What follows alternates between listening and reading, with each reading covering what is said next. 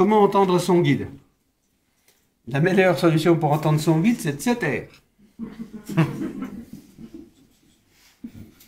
Parce que la plupart du temps, on n'entend pas parce que ah, donne-moi ça, oui, je voudrais ça, j'ai besoin de ça, je te prie pour ma fille, mon garçon, voilà, et sans arrêt, qu'est-ce que vous voulez entendre? Qu'est-ce que vous voulez répondre? Qu'est-ce que vous entendez par guide?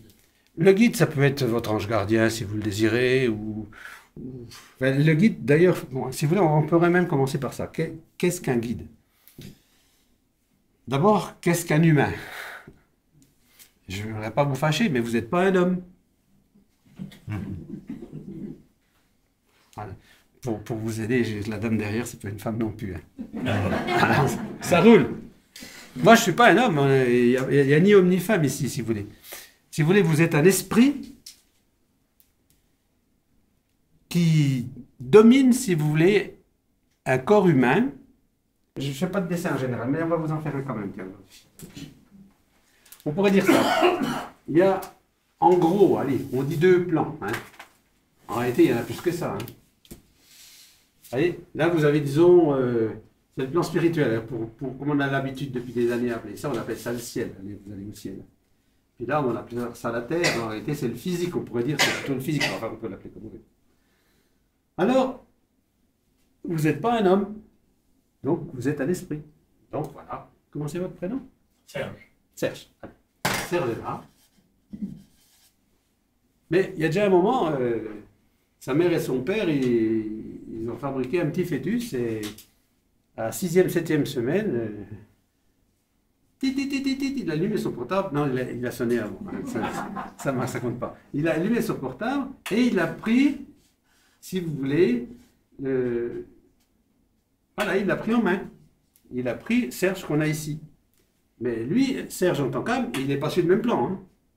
Il continue à vivre, là, il va vivre, mettons 97 ans qu'il va lui donner. Enfin, plus si affinité. Hein. Il va avoir 97 ans. Et là, son portable, fini. C'est-à-dire que lui, il est toujours là, mais il va bien jusqu'au portable, mais le portable, il ne peut pas atteindre le corps. Donc, il est mort. Foutu. Mais ça ne change rien pour lui. Comprenez la différence? On pense toujours que quand on est sur la terre, on est un corps et une âme à la fois. Non, non, non, on est un corps sur la terre. Mais on est une âme, et cette âme, elle est toujours de l'autre côté. Elle n'est jamais sur la terre. Elle est dans un autre espace-temps. Alors, par exemple, si vous voulez, Serge est mort, mais par exemple, son petit-fils, qui lui avait allumé le portable bien après, il était là son petit-fils, il y a un mieux, hein. Il y avait un nouveau modèle, là qu'on appuie dessus. Il est toujours sale quand on appuie dessus, mais ça fait rien, il marche en rien. Alors, comment il s'appelle votre petit-fils? Loïc. Alors, Loïc en question, lui, ça marche. Alors, il a trouvé un petit corps super dino. Et notre Loïc, il se balade. Mais attends, Loïc, il n'a pas besoin de pleurer son grand-père, puisqu'il est mort. Puisqu'il est sur le même plan, sur l'espace-temps. Vous perdez jamais personne. Ceux qui disent j'ai perdu mon père, j'ai perdu mon frère, c'est pas vrai. En réalité, vous avez perdu le corps de votre frère, de votre soeur ou de votre enfant, mais en fait, l'âme que vous êtes, elle ne perd jamais personne. Et par exemple, Serge, quand il en a marre de rester de l'autre côté, ou plutôt qu'on va le pousser pour qu'il descende, parce qu'il ne voudra peut-être pas descendre. Là, je dirais pourquoi. Alors, on va lui dire, les guides de lumière dont on parle pas l'heure, il dit, non, ouais, Serge, tu y vas, hein? Bon, d'accord. Allez, il plonge, il saute. Entre parenthèses, il ne veut pas sauter n'importe où. Ouais. Si on lui dit, allez, on va te balancer de l'avion, oui, bah oui, c'est une bonne idée, oui, tu vas retrouver Loïc, maintenant à 45 ans. Ah oui, bah, c'est bien, je serais content hein, de voir, je dois bien te voir. Oui, oui, mais alors on te balance à Ouagadougou. Ah non, non, non hein. Bah, qu'est-ce que tu préfères, Hong Kong? Ah non, non, non, non, moi je veux Fontaine-les-Dijon, hein. Ah bon, c'est pour ça que si vous voulez, il va plonger là.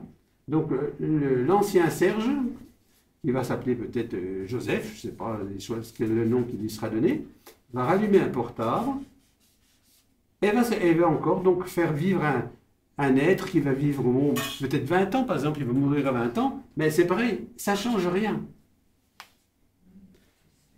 Par exemple, pendant la portion de temps où Serge était décédé ici, mais pas là-bas, il était avec Loïc. Loïc qui était peut-être quelqu'un, une âme avec laquelle il vivait il y a 500-600 ans. Il n'a jamais perdu Loïc. Alors c'est pour ça, je crois que c'est pour ça que les enfants ils pleurent quand ils naissent, parce qu'ils ils perdent leur ciel. Si vous voulez mettre leur connaissance ici, c'est pas de la tarte, hein, de descendre en bas. Il va falloir certainement les pousser souvent pour qu'ils descendent, parce qu'ils ne doivent pas descendre de leur chef. Ou alors, ce qui fait descendre les gens, c'est l'amour.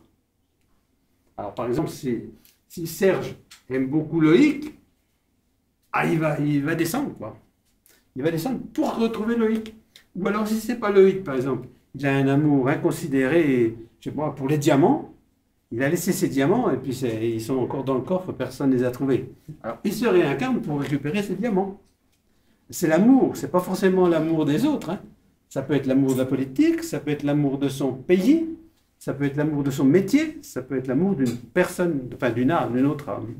Quelqu'un qui revient sur la terre, repense et revit une vie qu'il a vécue précédemment. Bah non. Ah si. Bah oui, mais moi j'avais une 4 chevaux, je marchais pas mal, quoi, mais maintenant avec la BM, je roule plus vite, hein, c'est pas la même. Hein. J'ai pas le même corps. C'est justement. Ah tiens, on peut plus se connaître dessus. Il y a une autre question, elle est pareille. Les bouddhistes ont tort. On ne se réincarne pas. Ben voilà. Mais les chrétiens ont tort, on se réincarne. On va savoir ce que je veux. Alors, la base de compréhension, parce que tout ça c'est parce que chacun pense avoir raison dans son endroit, si vous voulez, et ne veut pas écouter ce que l'autre dit. Et on s'écorche sur des mots, ce ne sont que des mots. En réalité, je vous ai dit que vous n'étiez pas un homme. Vous n'êtes même pas en colère. Vous voyez, normalement, vous allez vous rentrer dedans, mais vous n'êtes pas un homme. En réalité, je vous ai dit que vous n'étiez pas un homme, mais que vous étiez une âme. Enfin bon, une âme, c'est religieux. Bon, Un esprit. un esprit, ça roule. Donc vous êtes un esprit. Donc, l'esprit, lui, les chrétiens vous disent c'est éternel. Par exemple, éternel pour eux, ça n'a pas le même sens que pour les bouddhistes. Hein. Éternel pour un chrétien, ça commence là. Aujourd'hui, que vous avez un enfant qui est né aujourd'hui à la maternité de Dijon, l'éternité de cet enfant, il commence là pour aller à jamais. Faux pour les bouddhistes. Pour les bouddhistes, c'est pas ça. Ça a toujours été quoi. Le bouddhiste, lui, il saute de corps en corps, il devient corps, il devient corps, il devient corps. En réalité, il ne devient pas corps. Il reste toujours sur le plan de l'autre côté. L'éternité, quand on dit quelque chose d'éternel, c'est pas éternel à partir d'aujourd'hui. Hein. Oui, évident. Ah ben oui, mais c'est parce que nous dit. Hein. Donc si l'éternité, elle n'a jamais commencé et elle ne finira jamais, c'est donc que vous existiez avant même de rentrer dans ce corps-là.